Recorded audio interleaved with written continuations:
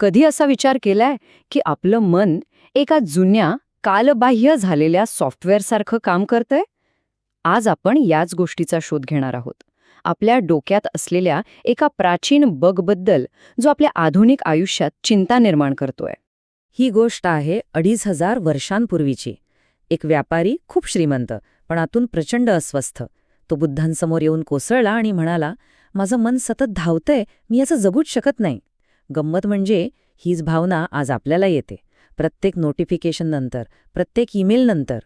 तर मग ह्या प्राचीन मानसिक त्रुटीचा आणि आपल्या आजच्या डिजिटल चिंतेचा संबंध नेमका काय आहे? चला जरा जवळून पाहूया आणि तुम्हाला आश्चर्य वाटेल की यात किती साम्य आहे. खरं तर बदललंय काय?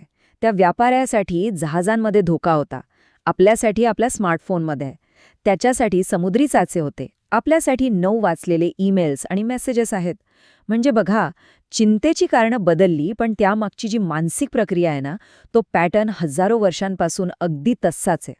आणि इथेच सगळा खेळ आहे.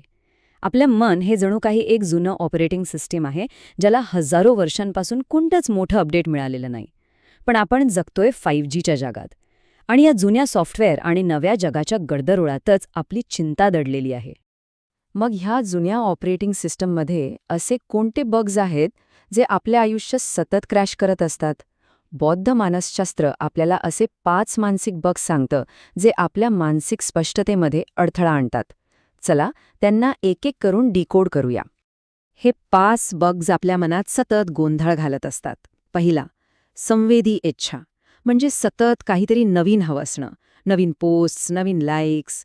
दुसरा, द्वेष, म्हणजे एखादी नको असलेली कमेंट किंवा नोटिफिकेशन आलं की त्याला दूर ढकलण्याची वृत्ती. तिसरा, आळस आणि सुस्ती, म्हणजे तासनतास रील स्क्रोल केल्यावर येणारा तो बधिरपणा. चौथा, शंका, म्हणजे इतरांच्या ऑनलाईन आयुष्याशी स्वतःची तुलना करून गोंधळून जाणं. आणि पाचवा, सगळ्यात महत्त्वाचा, अस्वस्थता आणि चिंता, ज्यामुळे आपण सतत फोन रिफ्रेश करत राहतो. 40 हा फक्त एक आकडा नाहीये. एका तासात चिंतेमुळे एखादी व्यक्ती सरासरी 40 वेळा आपला फोन तपासते. हाच तो अस्वस्थता आणि चिंता नावाचा बग आहे, जो आपल्या नकळत हे सगळं करून घेतो.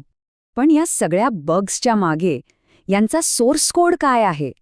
हे चिंतेचं इंजिन नेमकं कशामुळे चालतं? चला ते शोधून काढूया. ह्या सगळ्या गोंधळाच्या मुळाशी आहे एकच गोष्ट, तृष्णा. ही एक कधीही न संपणारी तहान आहे. आत्ता जे आहे ते पुरेसं नाहीये, अजून काहीतरी हवंय, ही सततची भावना. जसं एक व्हिडिओ पाहिला की लगेच दुसरा पाहण्याची इच्छा होते ना, हीच ती आपल्या चिंतेची मूळ ऊर्जा आहे. आणि हे किती अचूक आहे बघा. तृष्णेचे हे 3 प्रकार आपल्या रोजच्या डिजिटल सवयींमध्ये अगदी स्पष्ट दिसतायत.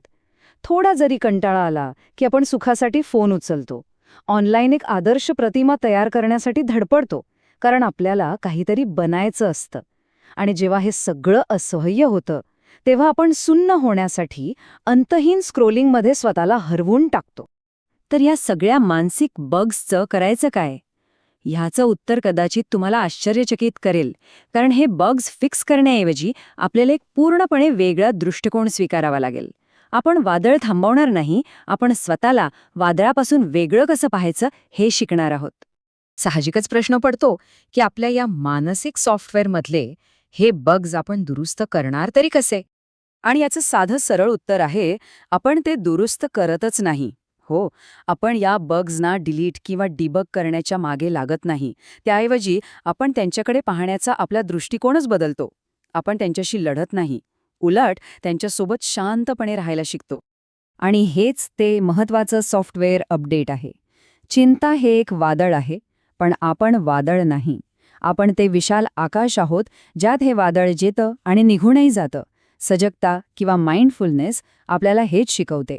वादळाकडे दुरून पाहणं, आकाशाप्रमाणे शांत आणि स्थिर राहून. तर मग आयुष्यातल्या ह्या अनिश्चिततेच्या वादळाला सामोरं कसं जायचं? यासाठी एक नवीन युजर इंटरफेस समजून घेऊया, जो आपल्याला मदत करेल. हे आपल्या आयुष्यासाठी एका नवीन युजर इंटरफेस सारखं आहे. आपण आपले अनुभव नियंत्रणाच्या बंद मुठीत घट्ट पकडून ठेवायचे की स्वीकाराच्या उघड्या तळव्यावर सहजपणे ठेवायचे, ही निवड पूर्णपणे आपली आहे. बंद मूठ फक्त संघर्ष आणि चिंता निर्माण करते. तो उघडा तळवा शांती आणि सहजता आणतो. जाता जाता एक प्रश्न, आपण अशा नेमक्या कोणत्या नोटिफिकेशनची वाट पाहत आहोत जे आल्यावर आपल्याला वाटेल की चला आता सगळं ठीक झालं आणि आपल्याला खरी शांतता मिळेल?